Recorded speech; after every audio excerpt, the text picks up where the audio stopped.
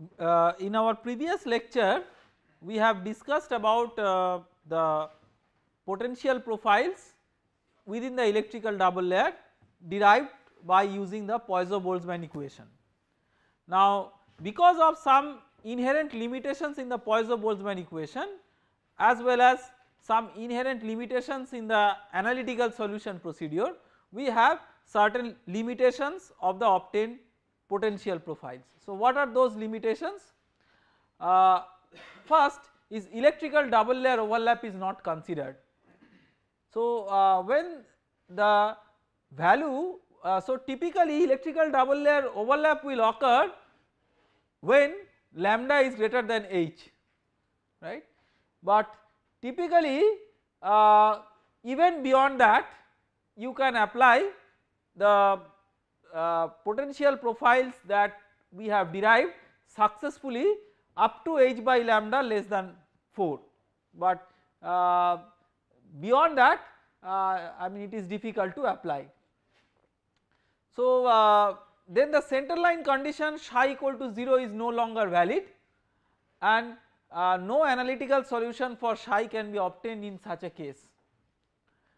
The other important factor is that steric effects are neglected. I mean there are so many other important factors, we will discuss about those when we will discuss about nanofluidics, but these are some of the important points, that is steric effects are neglected. So steric effects means the finite size effect of the ionic species. So in the Poisson-Boltzmann description ions are assumed to be point charges and they are assumed to be non-interacting. The Boltzmann distribution predicts unbounded and physically impossible growth in counter ion concentration at high zeta potential, because the ions are like point sized entities, like they can heavily crowd the surface, although such a practical large high number of ions at the surface is precluded because of the finite size of the ionic species, and this effect is more prominent as you increase the zeta potential. So one can incorporate finite size effect of the ionic species, and that gives rise to a modified form of the Poisson-Boltzmann equation, which we will see later on. Now so we have prepared a sort of a framework in which we know that there is a electrical double layer. Because of a electrical double layer there is an electrical potential, but how will this electrical potential be manifested in the form of influencing the fluid flow. So let us take an example. So let us say that you have a channel and you apply an electrical voltage across the channel. So when you apply an electrical voltage across the channel, then because the surface has a net charge, the bulk, let us say the surface has a net negative charge, the bulk fluid will have some net positive charge, and because of the application of an external electric field along the axial direction, the net positive charge will preferentially move. So ions will move because of the application of electric field, this is nothing but electrophoresis. So because of this the ions will move, and when the ions will move, the ions will drag the liquid water along with that, and the water will also start moving. So this is one of the mechanisms. So to understand this mechanism we will refer to an additional body force to mathematically represent that in the Navier-Stokes equation. We will see where from the extra body force comes. The body force comes from the contribution of an electrical force which is expressed in form of an equivalent stress which is called as electrical stress or Maxwell stress, which is beyond the hydrodynamic stress which is called as Maxwell stress, and a quantity called as osmotic pressure. So we will discuss about this. So the combination of electrical stress and osmotic pressure gradient, if that drives the flow, then that is called as electroosmosis. So we will see that how that drives the flow, but prior to that let us see that how we calculate body forces. So to calculate body forces we have to refer to the very famous 4 classical equations of Maxwell in the electromagnetic theory. So I will discuss about all these 4 equations in terms of their physical interpretation, but first let us look into their mathematical forms. So the first equation is the Gauss law for electricity, which we have already discussed basically in the previous lecture we have already discussed. Then similarly you have Gauss law for magnetism, you have Maxwell Faraday law, and you have Ampere's law with Maxwell's addition. So what are these laws? So you can see that somehow these laws relate like Maxwell Faraday law and Ampere's law, these relate electric field with magnetic field. For example, in the Maxwell Faraday law you can see that if there is a time dependent magnetic field, that can give rise to an electric field. Similarly, in the Ampere's law with Maxwell's addition, you can see that if there is a time dependent electric field, then that can create a magnetic field. So time dependent electric or magnetic fields can create equivalent magnetic or electric fields. The other symbols like you know that like permittivity of the free space, other than that this J is the current density. So when you calculate the total force is the charge density times the electric field plus J cross B. This is called as Lorentz force or electromagnetic force, where J is the current density. Now J cross B you can write in terms of the equivalent conductivity. So if there is a conducting medium moving with a velocity v, then the effective potential gradient or the field is modified by E becomes E plus V cross B. Okay. So basically the J becomes sigma into E modified, which is E plus V cross B. So this is like Ohm's law in the moving reference system, and then that cross B. Now we will develop a general framework in which if there is electrical field, magnetic field that can be both time varying as well as spatially varying, then what is the net body force, how can we calculate from these 4 laws of Maxwell. But prior to that we will give some physical interpretation to the Maxwell's equations. Gauss law. Gauss law describes the relationship between a static electric field and the electrical charges that cause it. The static electric field points away from positive charges and towards negative charges. I mean these are very elementary school level understandings, but it is important at least to have this qualitative feeling. In the field line description, electric field lines begin only at positive electric charges and end only at negative electric charges. Counting the number of field lines passing through a closed surface yields the total charge enclosed by the surface divided by the dielectricity of the free space.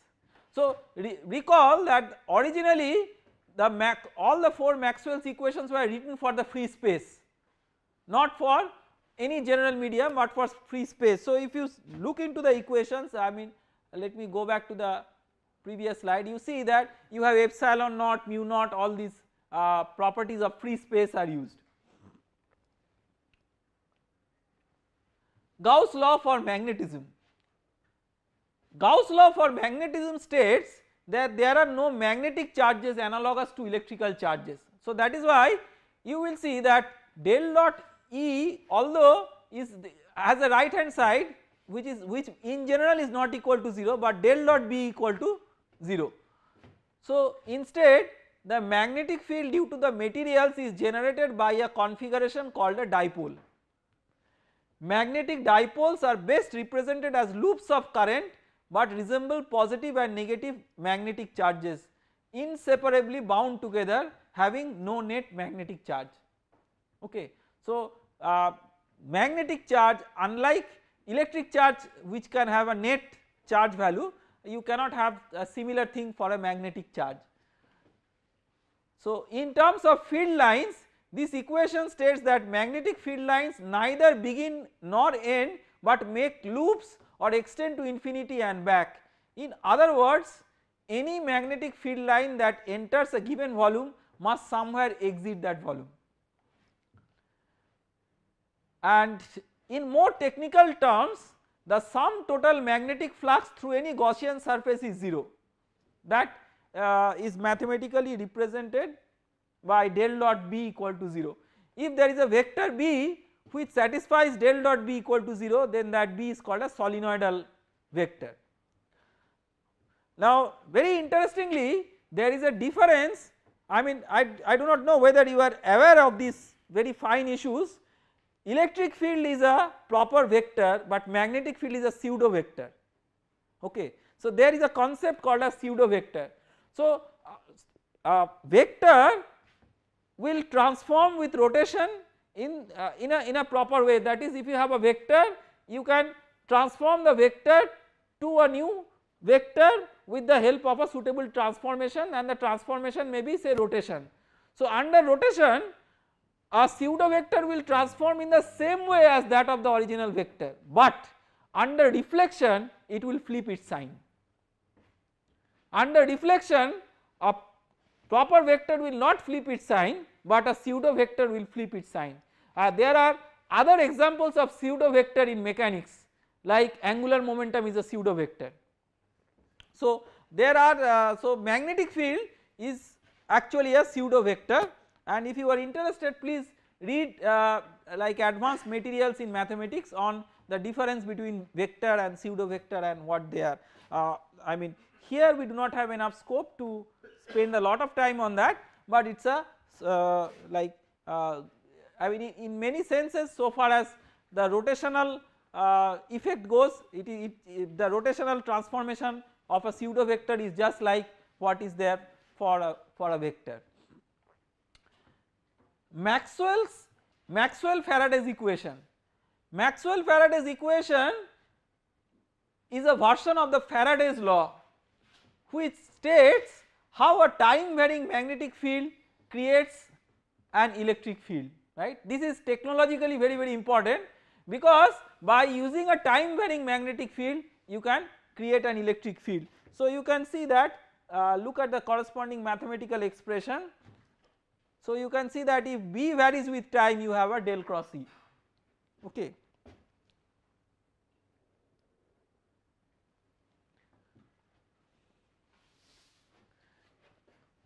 So this dynamically induced electric field has closed field lines just as magnetic field, if not superposed by a static electric field. This aspect of electromagnetic induction is the operating principle behind many electric generators. For example, a rotating bar magnet creates a changing magnetic field, which in turn generates an electric field in a nearby wire.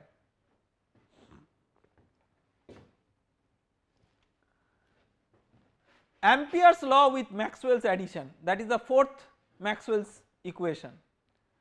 Ampere's law with Maxwell's addition states that magnetic fields can be generated in two ways. One is by electrical current, this was the original Ampere's law, and by changing electric fields, this is Maxwell's addition. So you can see that there are two terms in the right hand side of the corresponding equation.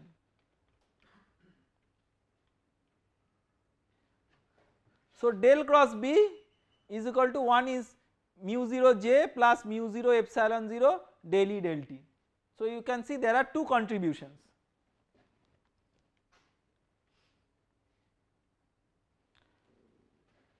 Maxwell's addition to Ampere's law is particularly important.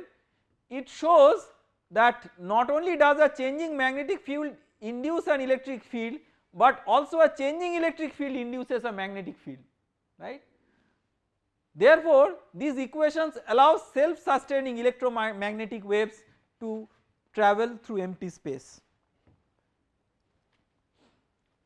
Now we will calculate the electromagnetic forces, and to help you with the derivation I have used different color codes in the derivation so that it becomes clear that from which equation what simplification is made, and we will go through this slowly so that you can follow it well. So we will start with the basic expression. The net force is the charge density times electric field plus the Lorentz force J cross B. Okay. Now this rho e into E you can write, remember that we are using the Maxwell's equation initially for the free space. So rho e into E is what? What is rho e? Epsilon naught del dot E, this is what? This is Gauss law, that into E, and J we can use Ampere's law to express J in terms of B and del E del T. So this becomes del cross B by mu 0 minus epsilon naught del E del T cross B. So now you can basically separate it into two terms. Okay. Then next step we want to write an expression for del E del T cross B, the last term. So we can write del T of E cross B is equal to del E del T cross B plus E cross del B del T. So that del E del T cross B is equal to del T of E cross B minus E cross del B del T. Okay. So that is what is written, the last two terms in the expression for F. Next step, this del B del T you can write as del cross E using Maxwell's law, or Maxwell Faraday's law basically. So now in this equation you see that you have a term del cross B cross B. So del cross B you can use a vector identity for that. So this vector identity which is given in the green color replaces this del cross as del cross B cross B. Okay. Remaining terms are the same. Now the expression which was there in the previous slide, in that expression you have one E cross del cross E, another B cross del cross B. So all these are of the form A cross del cross A, and for that we have a vector identity. Okay. So we use that vector identity for both E cross del cross E and B cross del cross B, and we get this expression. In that expression you have whatever I have kept in the blue color, that is solely because of electric field. The remaining terms, some are due to magnetic field and one term is due to a combination of electric field and magnetic field, and that is the unsteady term. Okay. In steady state however you lose the coupling with the E and B, because in steady state when this term becomes 0 then you have a collection of terms which are related to electric field and a separate collection of terms which are related to magnetic field. So these terms which are related to this force, like remember that in the Navier-Stokes equation when you have a body force due to viscous effects you write for example del tau ij del xj, right. So the divergence of the stress. So similarly that stress is hydrodynamic stress. Now instead of that you can now write, so the divergence of the traction vector so to say. So now instead of that here you augment the stress, in addition to hydrodynamic stress you have a stress due to electromagnetic effects, and that is known as Maxwell stress or electrical stress. So if you write that as a del tau ij m for Maxwell del xj, then this is the expression for the Maxwell stress. So these two terms together is written in terms of this vector dyadic. This symbol is called as the dyadic product. So basically what you are doing is, so if you have a vector say A, say A1, A2, A3,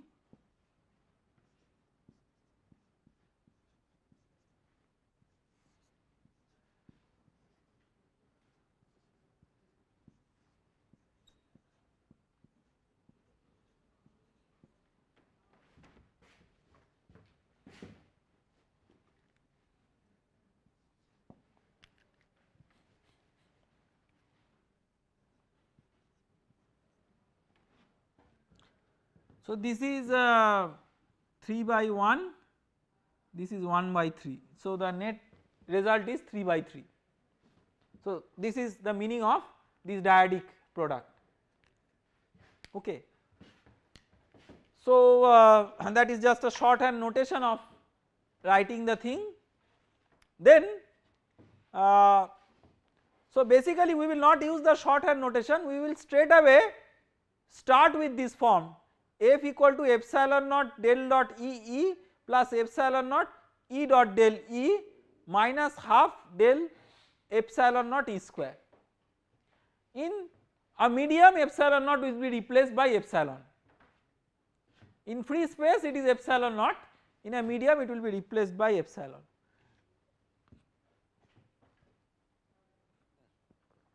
So what you can see here is that you have the body force due to electrical field neglecting magnetic effects. Now we are talking about electrical double layer phenomena, electric field, so we are not applying magnetic field, or but you can always say that we are not applying magnetic field, so what, magnetic field may be induced. So the assumption, and a very important assumption, is that we are neglecting the induced magnetic field as compared to other fields. So if you do that, then you have only the expressions with E, and you can see that these are the 3 terms. So that was E square, basically E square is E dot E. So now you can write this as, if you can expand it as and write 2 E dot del E. Okay. So 2 E dot del and then E, because I mean this is basically del E dot E. So E dot del E plus another E dot del E. So there it becomes 2 E dot del E. So this term, this 2.5 gets cancelled, and then this minus and plus term gets cancelled. So eventually you get epsilon E del dot E. Okay. So and E is what? E is minus gradient of the potential. So in place of E you can write minus grad phi. So this becomes minus del square phi, and this becomes minus del phi. So total becomes epsilon del phi del square phi. Minus and minus get cancelled, become plus. So this is a force due to electrical stress. What about force due to osmotic pressure? So we have to first understand, that is, what is osmotic pressure or what is osmosis. So and we will see that how does it follow from the basic equations of fluid mechanics themselves. So let us say that you have a semi permeable membrane and you have a concentration gradient across that, concentration difference. So let us say that here there is low solute, there is high solute.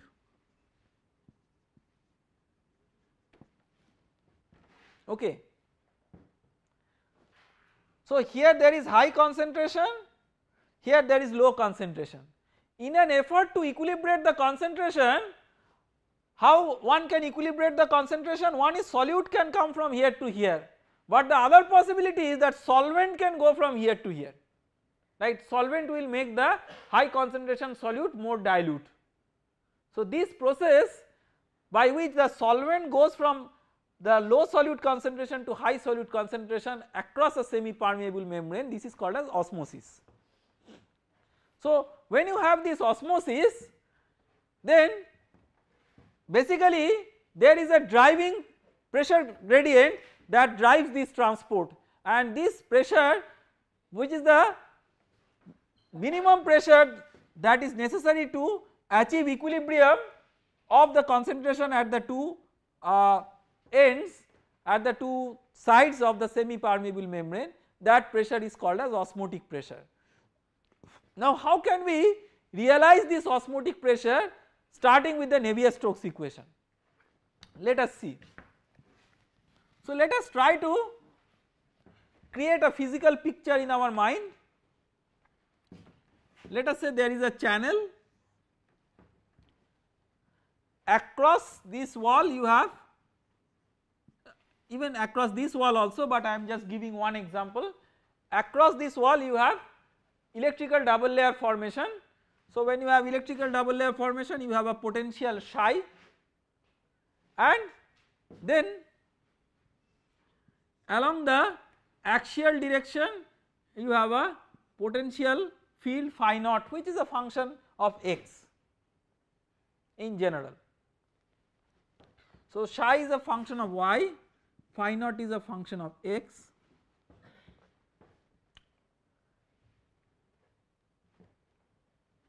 We are eventually going to write the momentum equation along the x direction, but many times we neglect what is happening for momentum equation along the y direction. So let us write the momentum equation along the y direction with a low Reynolds number, or even with a fully developed flow the left hand side is equal to 0.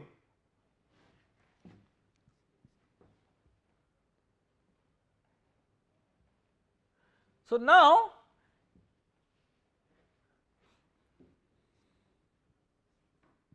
let us say this pi is the osmotic pressure.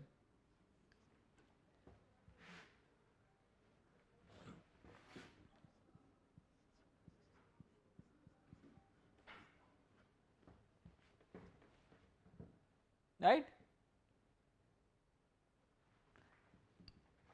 The viscous terms are 0 because V is 0 or negligibly small in the y momentum equation. This pi is the so called osmotic pressure. Okay. So now to generalize this, we can write, instead of the y direction in any arbitrary direction, 0 is equal to minus grad pi plus rho e into E due to EDL.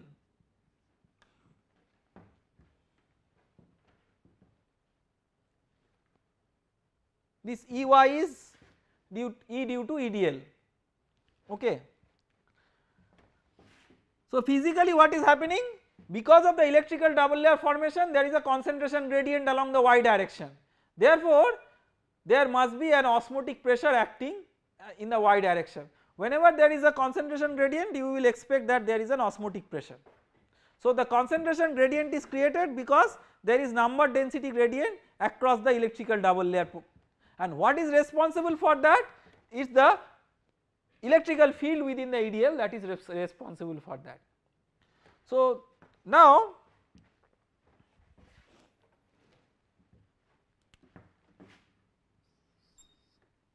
what is EDL? Minus grad psi.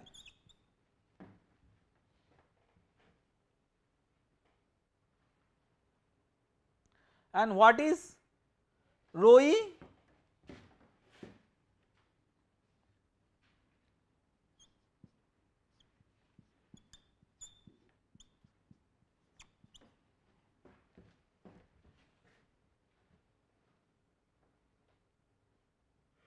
rho E is minus epsilon del square psi, right. So minus grad pi, which is the force due to the osmotic pressure gradient, is equal to minus epsilon del square psi del psi.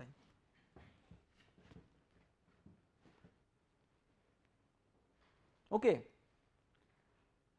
Now see, this we have recovered from the Navier-Stokes equation. We will see that purely from electrochemistry consideration how we can get the same expression. For that derivation we will go to the slide. So the osmotic pressure, what is, I mean whatever is due to this concentration is given by this osmotic pressure gradient is given by first of all the osmotic pressure is equal to n kBT, where n is n plus plus n minus. So grad of n plus plus n minus you can write, so if you use the Boltzmann distribution, n plus minus equal to n0 e to the power minus plus Zd psi by kBT. So you take log of both sides and differentiate both sides, so basically take the gradients of both sides. So you can write grad n plus by n plus is equal to minus Zd psi by kBT, and grad n minus by n minus is equal to plus Zd grad psi by kBT. So those two expressions are written here in the second step, and then that kBT and kBT gets cancelled in the numerator and denominator, you are left with Ez n plus minus n minus, that is minus epsilon del square psi from the Poisson equation. So you can see that whatever we got from the Navier-Stokes equation purely from the consideration of electrochemistry the same thing can be recovered, but I would say that as a fluid dynamist I would prefer to go through the Navier-Stokes equation route rather than this route. Not only that, see in this route we can make this derivation easily provided we assume the Boltzmann distribution. In the Navier-Stokes, through the Navier-Stokes equation whatever we derived in the board we could derive it without appealing to the Boltzmann distribution. So that is something which is bit more general. Now so we have come up with two body forces, two types of body forces when you have this physical phenomenon. So what is the body force? F electroosmosis, F electrical plus F osmotic.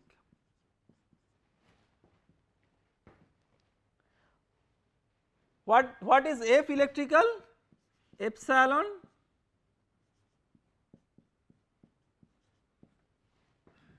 this is due to the Maxwell stress we derived just before deriving the osmotic pressure, and what is F OS, that is in here minus epsilon del square psi del psi.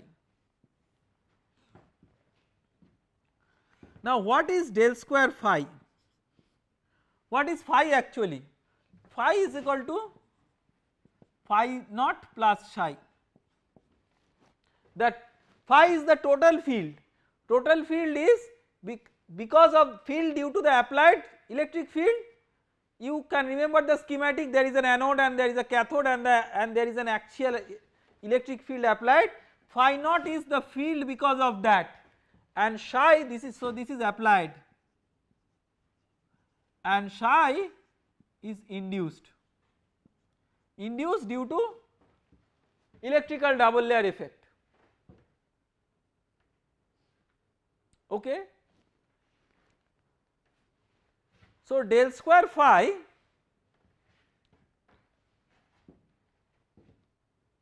is equal to del square phi naught plus del square psi, right. Del square phi naught is what? del square phi naught is equal to 0 because the applied field will satisfy the Laplace equation. The induced field will satisfy the Poisson equation, but the applied field will satisfy the Laplace equation. So del square phi is equal to del square psi. So this equation therefore becomes, you can get del square psi as common, epsilon del square psi into del phi minus del psi. So this is epsilon del square psi into del phi naught.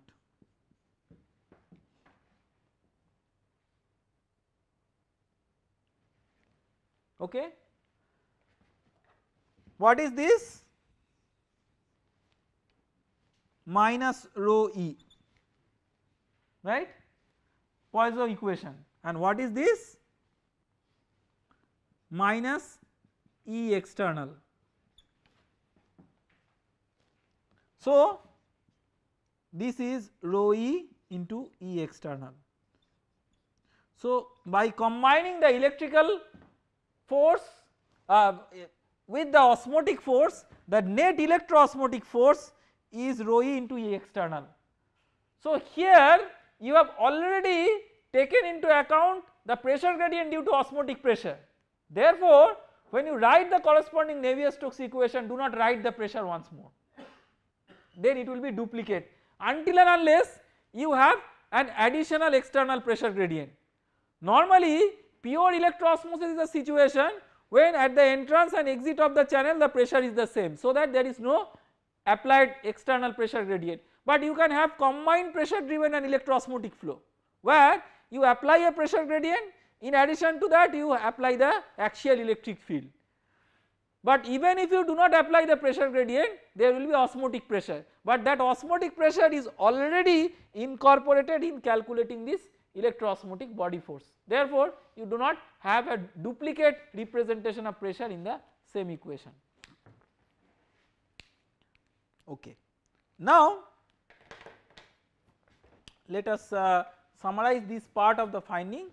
So you can see that when we have written the total body force on the fluid, so this is rho e into E external. Remember, this is when we write rho e, it is rho e of the free charges.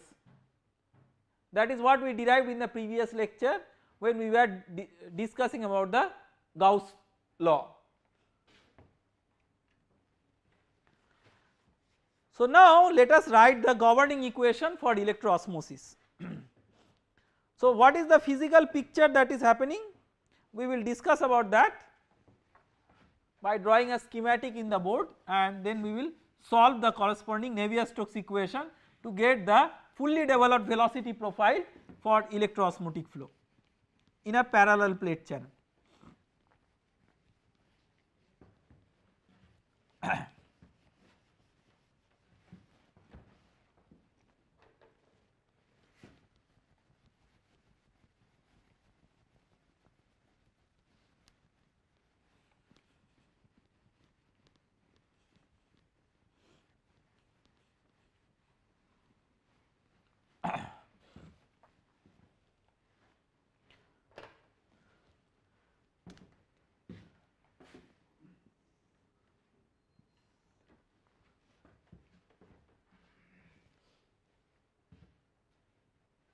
Let us say that you have a parallel plate channel and you have an axial electric field Ex, which is an electric field applied. Let us say this is a positive electrode, this is a negative electrode. Let us say that the surface has negative charge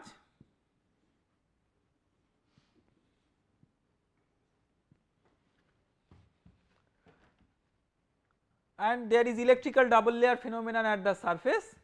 We are interested to write the x momentum equation.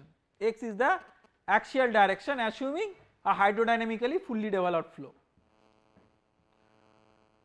So when we are writing the x momentum equation for fully developed flow, the left hand side equal to 0 we assume there is no additional pressure gradient which is acting on the system.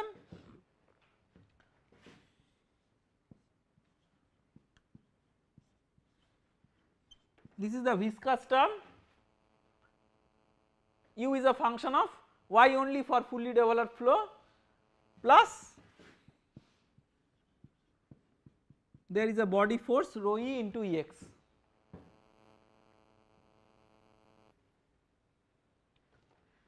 Now what is rho e?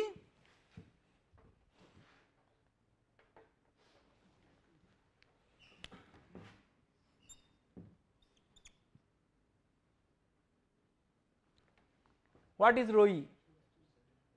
No, I mean rho e is charge density. Now how do you express rho e in terms of the potential?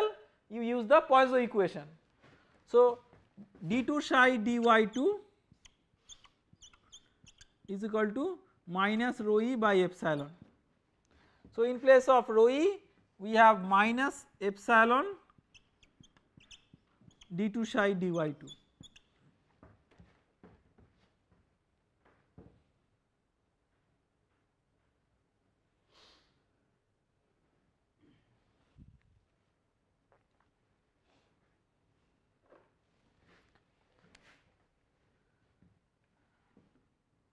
So 0 is equal to mu d2y d2u dy2 minus epsilon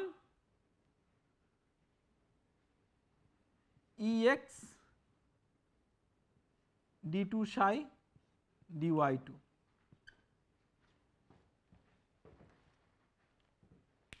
Let us do an order of magnitude analysis of this equation.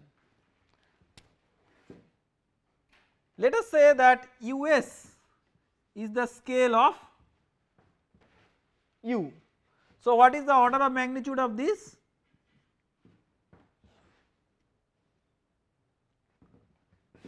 Mu us by ys square.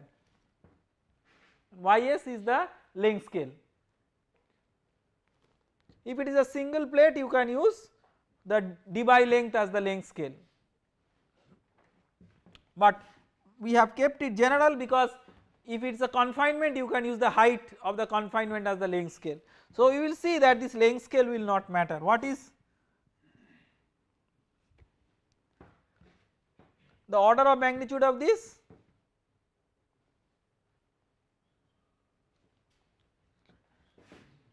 Epsilon Ex zeta by ys square. Therefore, if these two terms are of the same order, because these are the only two terms, so they must be of the same order. So us is of the order of epsilon zeta Ex by mu. Now let us see whether this is positive or negative. This term is positive or negative. Accordingly we have to adjust the sign, because order of magnitude does not take care of the sign. So for a negative wall charge, what is zeta? Positive or negative? Zeta is negative, right? So for a negative wall charge, zeta is negative. Now what is Ex? So Ex is equal to minus of phi 2 minus phi 1 by L, so where this is section 1, this is 2. E is equal to minus d phi dx. L is the length of the channel.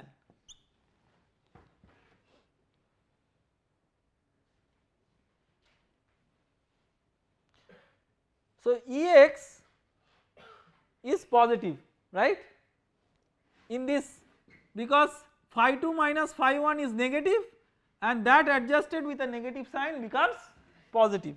So Ex is positive. So the right hand side is negative. Now if you have a negative zeta, what is the direction in which you have flow? So remember and try to understand the physics. I am now explaining the physics through it.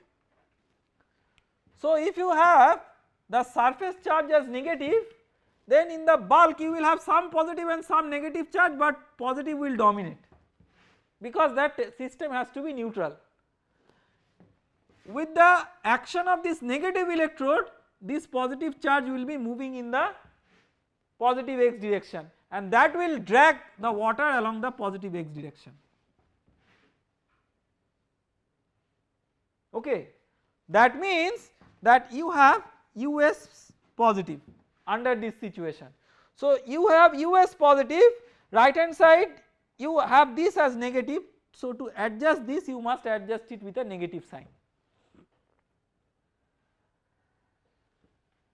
So this velocity scale minus epsilon zeta Ex by mu, this is a very well known velocity scale in electroosmosis, and this is known as Helmholtz-Smoluchowski velocity scale, Helmholtz-Smoluchowski velocity scale. Okay. Now this velocity we have got by just by order of magnitude analysis, but let us solve the momentum equation to see the complete picture.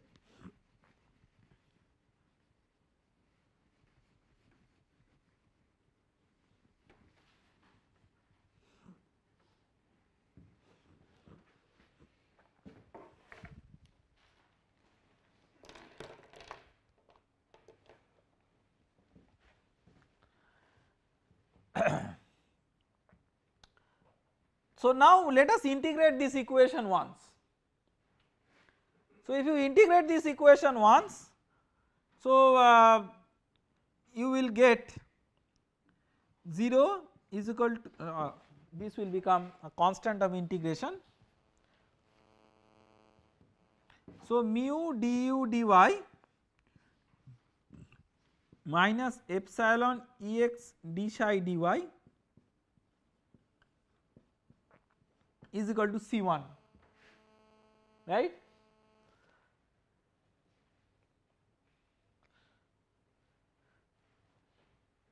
Now what is the value of C1? Whenever du dy is 0, that is at the channel center line, d psi dy is also 0, but you cannot really generalize it. What happens if there is asymmetric zeta potential at the two plates? Then d psi dy is not 0 at the center line. Okay. So you have to be careful. Du dy is equal to 0 and d psi dy equal to 0 at the center line, both when both hydrodynamic boundary condition wise and the potential boundary condition wise everything is symmetric. So then in that case only you have C1 equal to 0. Then you integrate this once more.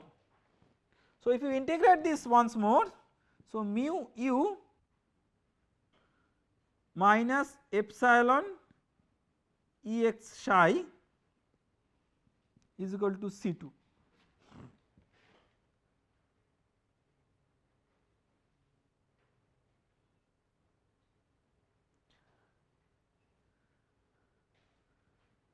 So what is the other boundary condition? At the wall psi is the zeta potential. Again remember that exactly not at the wall psi is the zeta potential, at the shear plane psi is the zeta potential, but we use these interchangeably for many practical purposes. So 0 minus epsilon Ex zeta is equal to C2. So that means you have mu u minus epsilon Ex psi is equal to minus epsilon Ex zeta.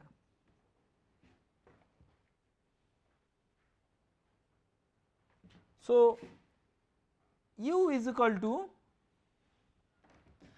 minus epsilon zeta Ex by mu into 1 minus psi by zeta, right. So this is nothing but the Helmholtz-Smoluchowski velocity. UHS, the scale that we had obtained by the scaling analysis. So U by UHS is equal to 1 minus psi by zeta. Okay. Now what will the velocity profile look like? Let us try to draw the velocity profile. Let us say that the electrical double layer is 100 nanometer in thickness and the channel is say 10 micron in height, just some typical numbers. So that means even if you zoom, maybe this much is the region of influence of the electrical double layer. So up to this much you have a gradient in U because you have a gradient in psi. So up to this much you will have a velocity gradient. Beyond this, outside the electrical double layer psi will become 0 and then the velocity will become UHS minus epsilon zeta E by mu, which is a constant. So it will be almost a uniform velocity profile except very sharp gradient within the electrical double layer close to the wall, right. So see how disparate things look very similar.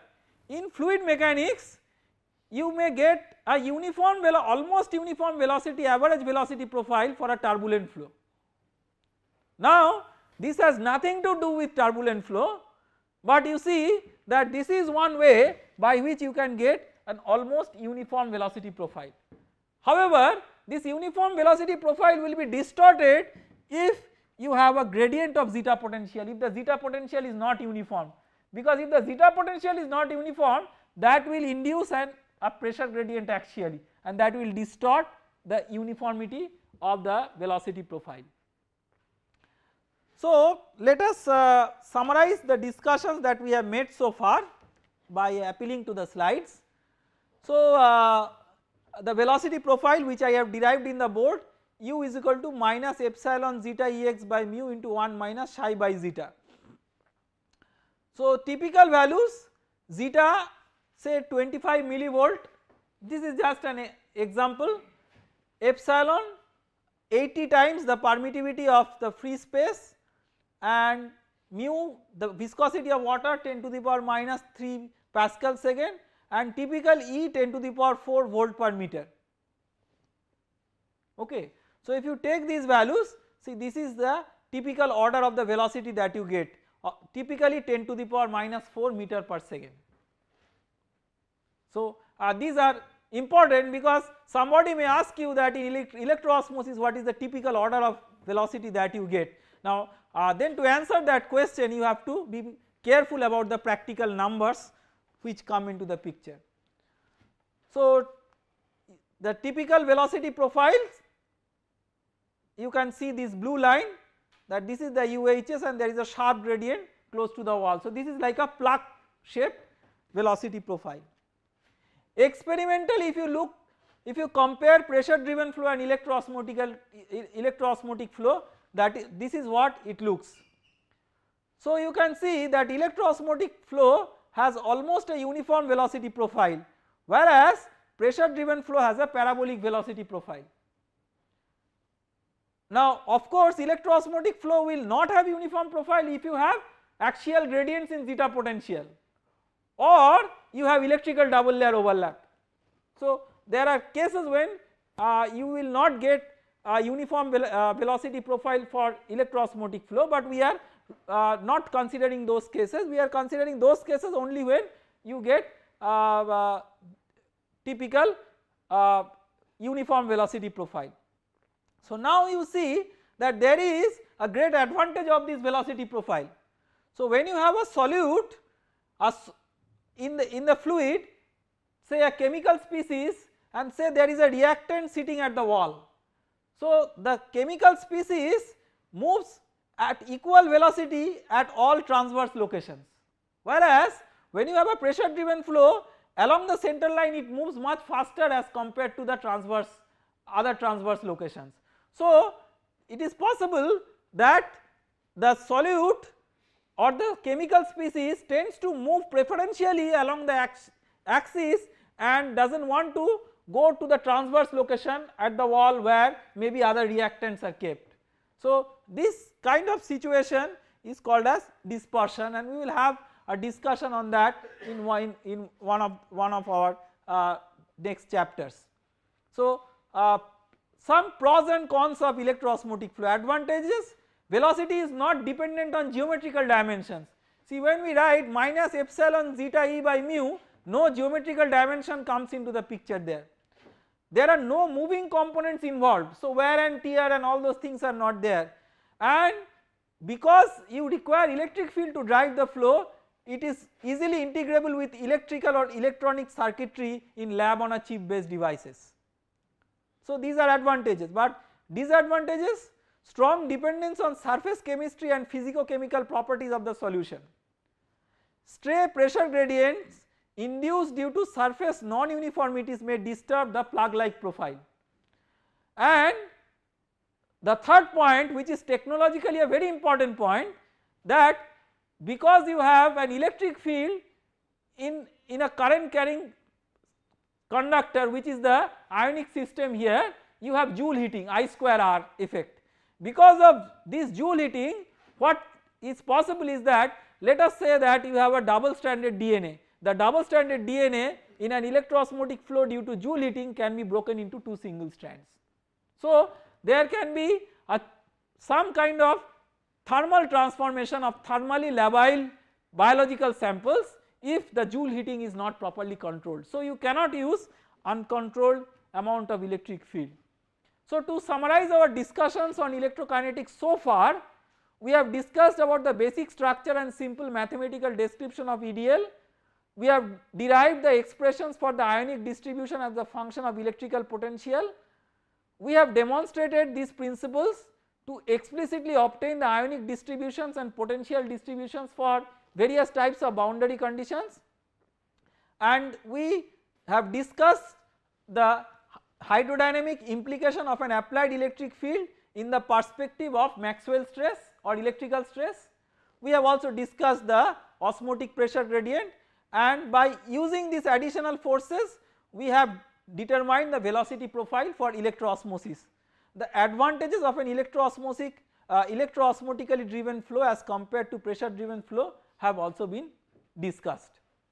So we will stop here now and we will continue with some other aspects of electrokinetics in the next lecture. Thank you.